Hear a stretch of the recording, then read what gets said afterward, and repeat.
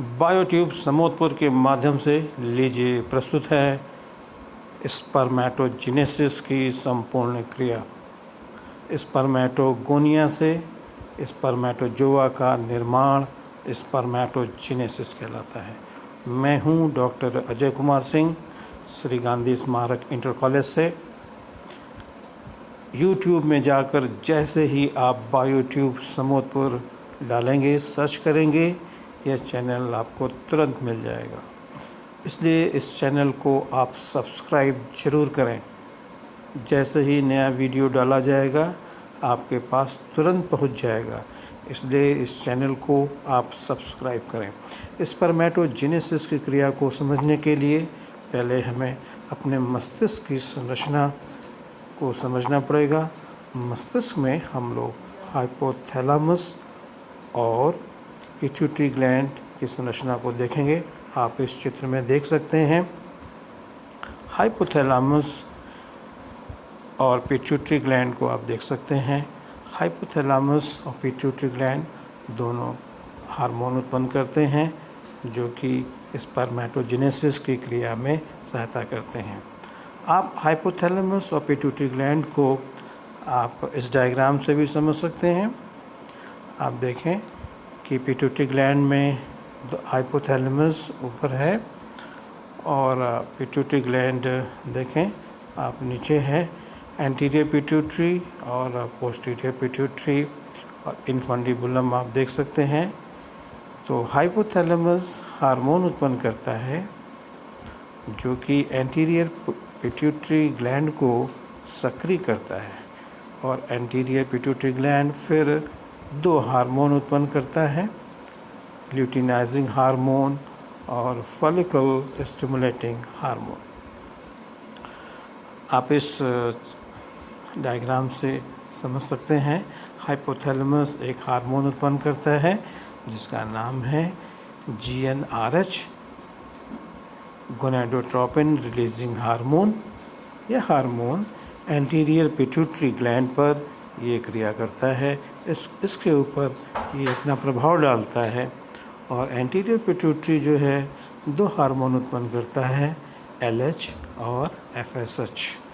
LH यानी luteinizing hormone, FSH का अर्थ है follicle stimulating hormone.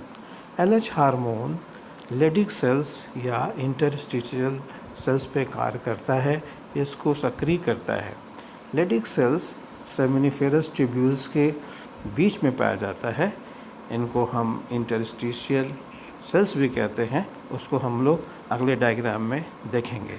Leydig cells जो हैं ये एंड्रोजन हार्मोन उत्पन्न करता है और फिर एंड्रोजन हार्मोन स्पर्मेटोजेनेसिस अर्थात स्पर्मेटोजोआ के फॉर्मेशन को यह नियंत्रित करता है।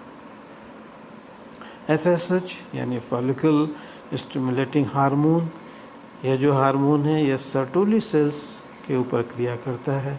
सर्टोली सेल्स भी सेमिनिफेरस ट्यूब्यूल के अंदर पाया जाता है।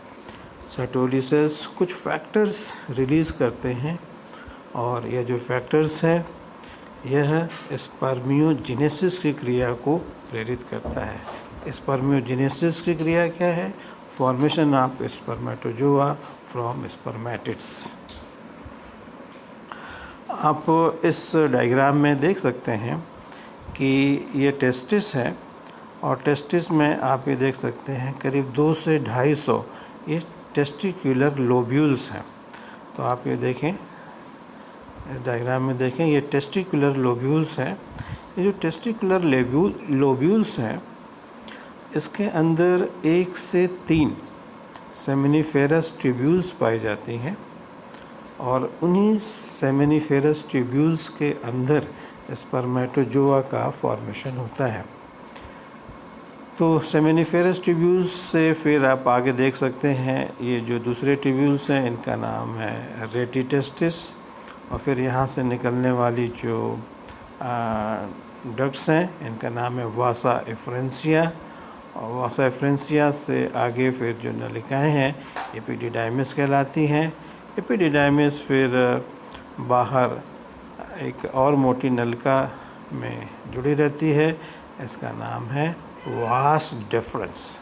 वास डिफरेंस एब्डोमेन में ऊपर जाता है और फिर वेसिकल फिर बाकी और नलिकाओं के साथ मिलकर के पेनिस में खुलता है।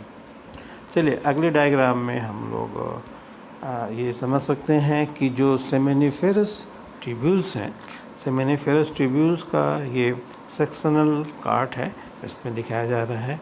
तो इसमें जो लाल कलर से आपको इलाका दिख रहा है, ये देखिए रेड कलर से जो दिख रहा है, ये दो सेमेनिफेरस ट्यूब्यूल्स के बीच की जगह है, यानी जिनको कि हम कहते हैं इंटरस्टिशियल स्पेस कहते हैं। सेमेनिफेरस ट्यूब्यूल्स के बीच की जगह है। यहाँ पर देखिए सेल्स जो ये पाई जा रही हैं, इसका नाम है इंटरस्टिशियल सेल्स या लेडिक सेल्स हैं। रेड कलर से इसको दिखाया गया है, ये इंटरस्टिशियल स्पेस है, यानी ये सेमेनिफेरस ट्यूब्यूल्स के बाहर का हिस्सा है। तो अब आप सेमेनिफेरस ट्यूब्यूल्स के अंदर अगर आप देखेंगे तो इसमें आपको बाहर की ओर कोशिकाओं का एक पर्त दिखाई पड़ेगा, जिन्हें हम कहते हैं स्पर्मेटोगोनिया, और उसके नीचे फिर एक दूसरी कोशिकाओं का लेयर है जो कहलाती हैं सर्टोली सेल्स। तो इस सेमेनिफेरस ट्यूब्यूल्स की संरचना को हम लोग अगले डायग्राम में और अच्छे से समझ सकते हैं। आप ये देख सकते हैं कि जो सेमेनिफेरस ट्यूब्यूल्स हैं, यहाँ पे आप ये देखेंगे सेमेनिफेरस ट्यूब्यूल्स की आउटर वॉल है, और आप देखते हैं कि ठीक उसके अंदर ये स्पर्मेटोगोनिया है। ये देखिए ये सारा जो है स्पर्मेटोगोनिया है। तो ये स्पर्मेटोगोनिया का एक लेयर है, यानी सेमेनिफेरस ट्यूब्यूल्स में बाहर की ओर स्पर्मेटोगोनिया का लेयर है, और अंदर की ओर आप देख सकते हैं कि ये सर्टोली सेल्स का ये लेयर है। स्पर्मेटोगोनिया क्या करते हैं कि ये at the age of puberty, यानी यौवन अवस्था जब प्रारंभ होता है, उसके दौरान हार्मोन्स का हाइपोथैलेमस से हार्मोन्स का स्रावण होता है, यानी GnRH गोनाडोट्रोपिन रिलीजिंग हार्मोन यौवन अवस्था में, या आप कह सकते हैं कि 12 से 14 साल के बीच में प्यूबर्टी की शुरुआत होती है पुरुषों में। तो ऐसी अवस्था में हाइपोथैलेमस ढेर सारा हार्मोन उत्पन्न करता है, GnRH यानी गोनाडोट्रोपिन रिलीजिंग हार्मोन, और फिर यह जो हार्मोन है एंटीरियर पिट्यूटरी के ऊपर कार्य करता है, और एंटीरियर पिट्यूटरी दो हार्मोन उत्पन्न करता है। पहला है ल्यूटिनाइजिंग हार्मोन और दूसरा है FSH यानी फॉलिकल स्टिमुलेटिंग हार्मोन। तो जो ल्यूटिनाइजिंग हार्मोन है, यह इंटरस्टिशियल स्पेस में जो स्थित कोशिकाएं हैं, ये जो है लेडिक सेल्स भी कहलाती हैं या इंटरस्टिशियल सेल्स कहलाती हैं, इनके ऊपर ये क्रिया करती हैं, और क्रिया करने के बाद तो फिर ये इंटरस्टिशियल सेल्स या लेडिक सेल्स जो कि इंटरस्टिशियल स्पेस में पाई जा रही हैं, ये एक हार्मोन उत्पन्न करती हैं जिनका नाम है एंड्रोजन। तो एंड्रोजन ये मेल सेक्स हार्मोन है। तो एंड्रोजन सेमेनिफेरस ट्यूब्यूल्स के ऊपर अपना प्रभाव छोड़ता है, और इस प्रभाव से स्पर्मेटोजेनेसिस की जो क्रिया है ये प्रारंभ होती है। स्पर्मेटोजेनेसिस में आप ये देखेंगे कि जो स्पर्मेटोगोनिया है, स्पर्मेटोगोनियम जो है यह एक सिंगुलर है, और स्पर्मेटोगोनिया जो है प्लूरल वर्ड है।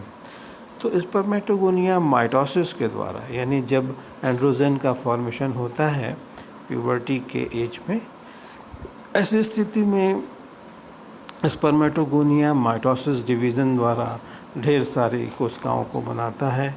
स्पर्मेटोगोनिया जो सेल्स हैं ये डिप्लॉयड हैं, और उनमें से कुछ स्पर्मेटोगोनिया ये स्पर्म यानी स्पर्मेटोजोआ बनाने की प्रोसेस में आगे की ओर बढ़ती हैं, तब हम इन्हें कहते हैं प्राइमरी स्पर्मेटोसाइट।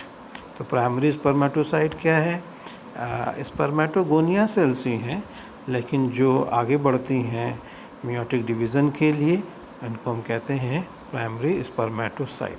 प्राइमरी स्पर्मेटोसाइट भी डिप्लॉयड है। उसके बाद प्राइमरी स्पर्मेटोसाइट मियोटिक डिवीज़न करता है, यानी फर्स्ट मियोटिक डिवीज़न करेगा और इस तरीके से यह सेकेंडरी स्पर्मेटोसाइट में ये चेंज हो जाता है। तो प्राइमरी स्पर्मेटोसाइट सेकेंडरी स्पर्मेटोसाइट में चेंज हो जाता है। कैसे चेंज होता है? यहाँ पर एक रिडक्शन डिवीज़न होता है या एक मियोसिस की फर्स्ट मियोसिस यहाँ पूरा होता है। तो फर्स्ट मियोसिस के बाद 2 कोशिकाएं बनती हैं जो कि हैप्लॉयड होती हैं, अर्थात जो सेकेंडरी स्पर्मेटोसाइट है ये हैप्लॉयड है। तो प्राइमरी स्पर्मेटोसाइट डिप्लॉयड है। फर्स्ट मियोसिस कंप्लीट होने के बाद ये 2 सेल्स बनती हैं और ये सेकेंडरी स्पर्मेटोसाइट जो हैं ये हैप्लॉयड है। सेकेंडरी स्पर्मेटोसाइट्स फिर ये सेकेंड मियोटिक डिवीज़न पूरा करती हैं और इस तरीके से 4 स्पर्मेटिड्स का ये फॉर्मेशन करती हैं। स्पर्मेटिड्स जो होती हैं ये हैप्लॉयड होती हैं। तो 4 स्पर्मेटिड्स ये हैप्लॉयड होती हैं और फिर स्पर्मेटिड्स जो हैं स्पर्मेटोजोआ में कन्वर्ट हो जाता है। तो स्पर्मेटोजोआ में कन्वर्ट हो जाता है। इस प्रोसेस को हम कहते हैं स्पर्मियोजेनेसिस। स्पर्मियोजेनेसिस मतलब यानी स्पर्मेटिड्स का स्पर्मेटोजोआ में जो डिफरेंशिएशन है, जो उसका जो परिवर्तन है, यह स्पर्मियोजेनेसिस कहलाता है। शुक्राणुओं का यानी स्पर्मेटोजोआ का जो हेड है वो सर्टोली सेल्स में धंस जाता है, उससे न्यूट्रिशन प्राप्त करता है। सर्टोली सेल्स स्पर्मेटोगोनिया को भी ये न्यूट्रिशन देता है। उसके बाद जो सेमिनिफेरस ट्यूब्यूल्स हैं इनमें से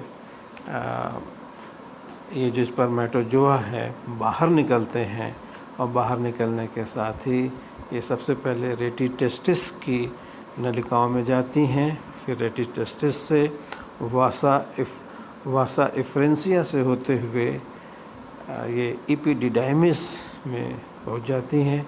एपिडिडाइमिस से फिर ये वास डेफरेंस के माध्यम से आगे की तरफ एब्डोमेन में आगे की तरफ बढ़ती है।